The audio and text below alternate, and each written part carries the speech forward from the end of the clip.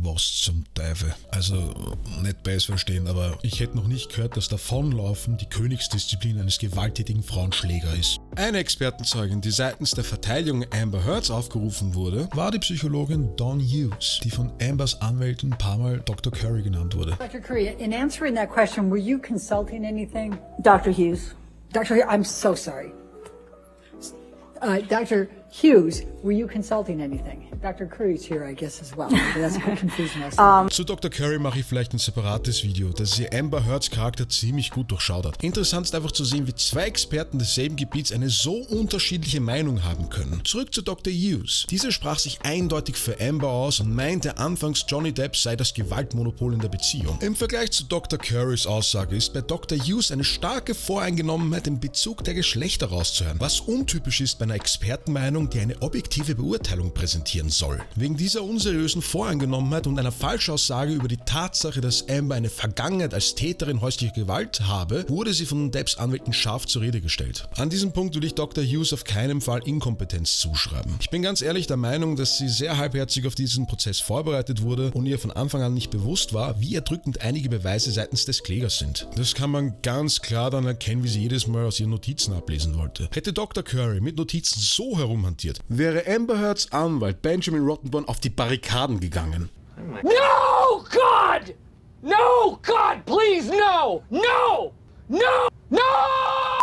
Was Dr. Hughes Glaubwürdigkeit ebenso keinen Gefallen tat, war, dass sie sich nicht daran erinnern können, wann sie das letzte Mal eine Zeugenaussage machen musste, wo ein Mann das Opfer häuslicher Gewalt war und eine Frau die Täterin. Da wir gerade so viel von Experten reden, kurzer Werbespot. Ist Ihnen die Quattro-Formatschi mit dem Sechsertragerl nicht mehr gut genug? Geht's Ihnen am Arsch, dass der Lieferservice immer bummhagelvoll Ihr Essen zu spät vorbeibringt? Dann habe ich heute hier die unglaubliche Lösung und präsentiere Ihnen Braten, Kochen, Würzen, Österreichs beliebteste Kochsendung mit Martin Kovacs. In diesem wunderbaren, wunderprächtigen Kochformat zeigt Ihnen Martin Kovacs, Österreichs beliebtester Koch, wie man pure Poesie in der Küche praktiziert.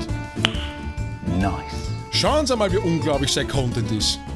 Hallo und herzlich willkommen zurück bei Braten, Kochen, Würzen, Österreichs beliebtester Kochshow mit Martin Kovacs. Frische Tomaten aus dem Garten, ich hab's eingepackt, aber sind frisch. Legen wir los. Ganz kurz bevor wir loslegen.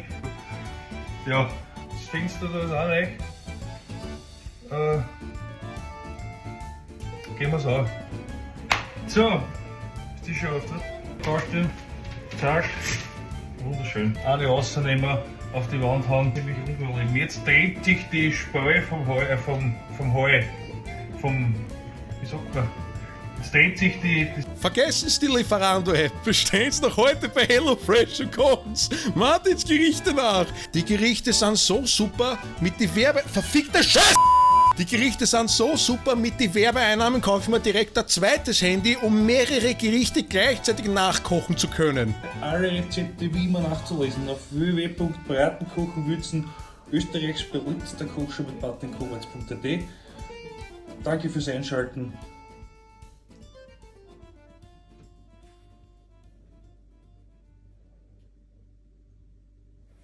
Werbespot zu Ende.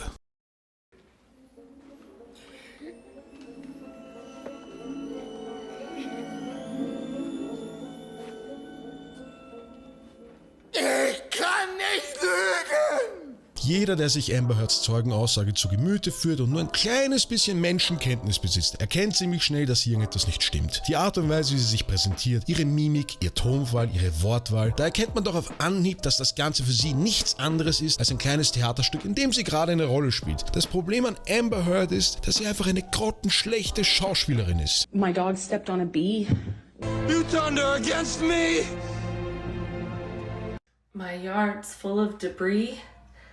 Ihr Auftritt ist eine gottverdammte Farce und eine absolute Beleidigung für jedes Opfer häuslicher Gewalt. Sie ist sogar so unglaublich schlecht und unglaubwürdig, die Medien mussten ihr Tränen ins Gesicht mit Photoshop reinbearbeiten, damit sie authentischer wirkt in ihrer Opferrolle. YouTube wird im Augenblick mit Videos von Körpersprachanalytikern zugepflastert und alle sind sich einig, die Frau zieht eine grottenschlechte Show ab. Und es sagt nicht nur ihre Körpersprache, sondern die Inhalte ihrer Zeugenaussage, die absolut keinen Sinn ergeben und von anderen Zeugen mit Leichtigkeit widerlegt werden. And I was walking out of the bedroom, slapped me across the face. I turned to look at him. And I said, Johnny, you hit me. You just hit me. I lose my balance. At this point, we're sitting next to each other on the edge of the couch, or I was on the edge of the couch.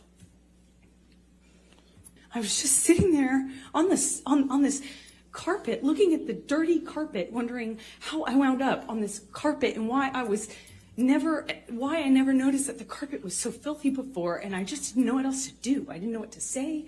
Mehrere Zeugen, inklusive 3 Polizisten mit Polizeikamera an der Einsatzweste montiert, sahen keine Anzeichen von Misshandlungen. Bei der Frage, wann sie Johnny das erste Mal geschlagen habe, beantwortet sie am Anfang noch nicht mal die Frage, sondern versucht Depp als gewalttätigen Junkie hinzustellen. Nach 5 Minuten Hasstirade gegen Depp wird sie von ihrer Anwältin dann nochmal auf die Frage hingewiesen, wann Johnny sie das erste Mal geschlagen habe. Don't waste my motherfucking time! Er soll sie angeblich grundlos wegen einem Winona Ryder-Tattoo an seiner Schulter auf der Couch geohrfeigt haben. And you've got Winona Forever. I presume that's Winona Ryder. Is that one still there? Good guess. No, it's no longer there. We've split up. You had the tattoo taken off? No, of course not. I think these things to me, these tattoos, for me are a journal, and as opposed to writing it on a piece of paper, I just took the initiative and put it on skin. So I wear my journal. But even though we're not together anymore, it doesn't take away the honesty of the moment of when I got the tattoo, and it doesn't. So you don't look in the mirror and feel any regrets about having got it in the light of your current situation? Not. I don't regret the tattoo at all. In fact, it's a part of my past. It's part of my history, and I would definitely keep it. I could add things to it. I could subtract. I could make it wino forever, for instance. Dann soll er sie Hure genannt haben und nochmal geohrfeigt haben. Da war sie aber anscheinend nicht mehr auf der Couch, sondern am Teppich, wo ihr dann plötzlich bewusst war, dass der Teppich so dreckig ist. Couch, Teppich, für Amber Heard anscheinend dasselbe. Die Frau hat in so kurzer Zeit so viel Scheiße gelabert, ich wollte mir schon vor Wut Amber Heard, du verdammtes Hurenkind, in den Oberschenkel reinritzen. Ich bin kein Jurist, aber selbst ich hätte als Laie schon einige Male berechtigt Einspruch erhoben. Die Strategie von Johnnys Anwältin ist, dass sie einfach so viel wie möglich reden soll und dabei gleichzeitig ihr Grab schaufelt. Je mehr sie ihre Lügen versucht aufrechtzuerhalten, desto mehr Scheiße kommt aus ihrem Mund, desto unglaubwürdiger wird sie.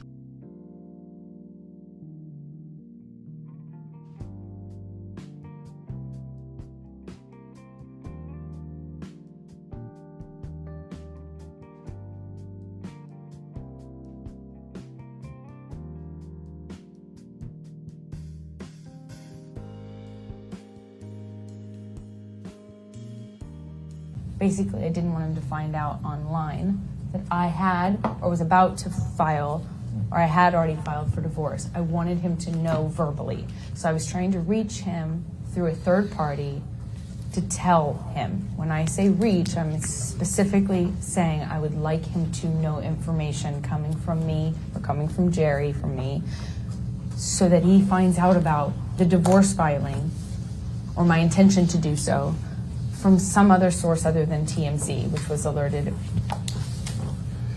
A source other than TMZ, which was alerted. A source other than TMZ, which was alerted.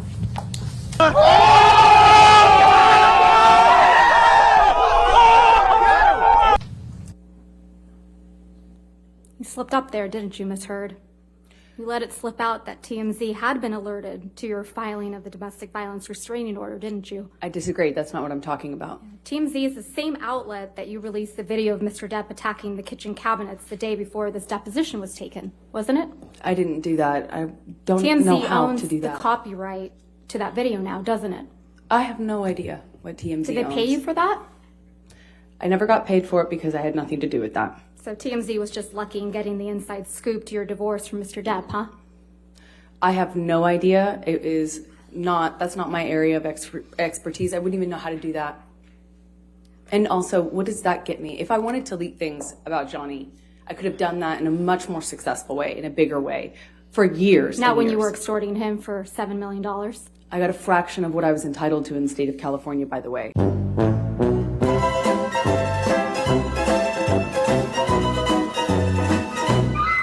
Man abgesehen von den Lügen, die aufgedeckt wurden, hier mal ein paar interessante Ansätze, die ihre Glaubwürdigkeit in Frage stellen. Vor Gericht behauptet Amber, dass sie Angst um ihr Leben hatte. Wenn sie also so unglaubliche Angst um ihr Leben hatte, stellt sich mir die Frage, warum schenkt sie ihrem ach so gewalttätigen Ex-Mann ein Messer mit der Gravur Hasta la muerte, was im Prinzip bis zum Tode oder bis zum Ende heißt. Wenn sie so unglaubliche Todesangst vor ihm hatte, warum scheißt sie dann auf die Bettseite einer Person, bei der sie angeblich um ihr Leben fürchten muss? So viel Angst konnte sie anscheinend nicht haben, wenn sie ihm einen Krapfen aufs Bett legt. Und das Beste ist einfach, wie sie versucht, die Haustiere dafür zu beschuldigen. Allein die Vorstellung, sie versucht, Leute für so dumm zu verkaufen und eine von ihr hingeschissene Wurst auf 2 Mini-Yorkshire Terrier abzuwälzen, die zusammen so groß sind wie der Haufen, den sie hinterlegt hat. Letztendlich gab sie bei einem von Johnnys Mitarbeitern sogar zu, dass das einfach nur ein blöd gelaufener Streich war. Vor Gericht versuchte sie die ganze Zeit Johnny als den unzurechnungsfähigen, gewalttätigen Junkie-Alkoholiker darzustellen. Angeblich hasse sie Johnnys Konsumverhalten und wollte ihm helfen, damit aufzuhören. Selber jedoch trank die gute Dame 2 Flaschen Wein am Tag, immer vor seiner Nase, und konsumierte selber einen Haufen Drogen.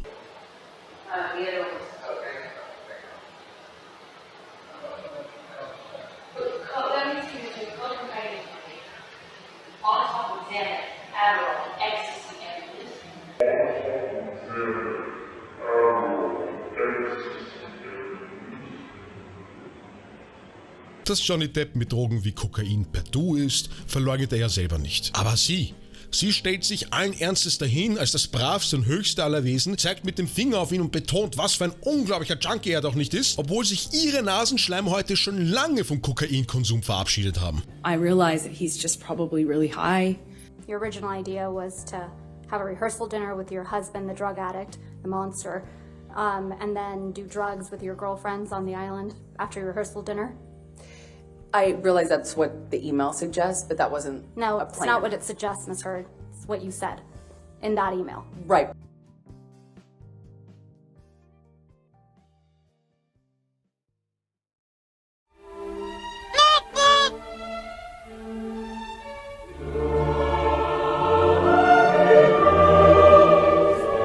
Was Amber Heard in der Öffentlichkeit oft verkündete, war, dass es ihr niemals ums Geld ging. I wanted nothing. Gleichzeitig verlangte sie aber $14 Millionen steuerfrei bei der Scheidung von Johnny Depp. To pay those liabilities in its entirety. So at that point, she was demanding $14,250,000 of consideration. Was sie nun letztendlich bekam, waren $500.000 für ihre Anwälte, knapp 7 Millionen für sich selbst, und Johnny übernahm dann nochmal die Schulden des gemeinschaftlichen Eigentums, was nochmal $13,5 Millionen waren. Sie gab dafür keinen einzigen Cent aus. Und jetzt kommt der Knüller. Weil dieser selbstlosen, wundervollen Frau ja das Geld so egal sei, verkündete sie in Talkshows, die $7 Millionen Scheidungsgeld zu spenden. 3,5 Millionen an ein Kinderspital und 3,5 Millionen an die ACLU. Schauen wir doch, wie gut das Geld dort angekommen ist. And actually were all kinds of accusations flying your way when you said all this, and then there was a divorce settlement, you got $7 million. People were saying this is all about the money, but then you did something that twisted that whole argument. What did you do with that money? $7 million in total was donated to, I split it between the ACLU and Children's Hospital of Los Angeles.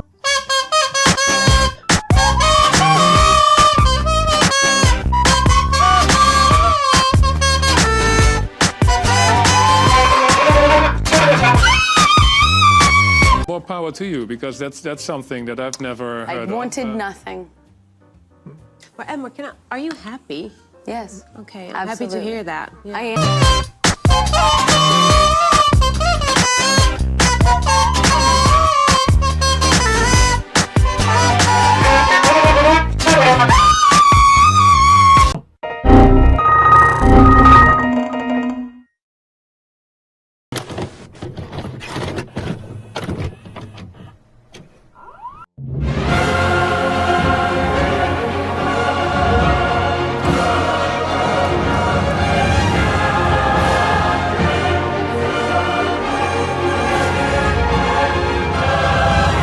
Heed my words.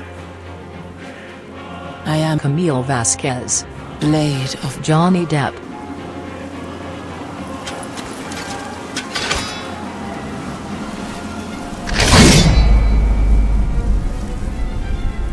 And I have never known defeat.